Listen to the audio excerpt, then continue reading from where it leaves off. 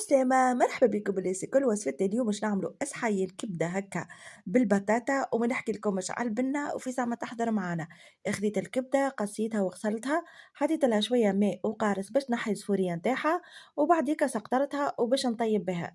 خديت المقلة، حطيت كونتيتي باهية من الزيت والبصل، وبعديكا حطيت التريفات نتاع الكبدة، خليته هكا يتقلب الباهي، ومن بعديكا باش نفوحها حطيت شوية فلفل أحمر، تبل وكروية، شوية كركم، فلفل أكحل، وشوية ملح، وزدت هكا من فوقها شوية زعتر. واللي ينجم يحب يعوض الزعتر بالكليل كيما يحب يعمل زعتر ولا اكليل.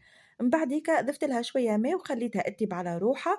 وبعد ما طابت الكبدة ضفت لها البطاطا المقلية اللي قليتها في شوية ملح وشوية كركم.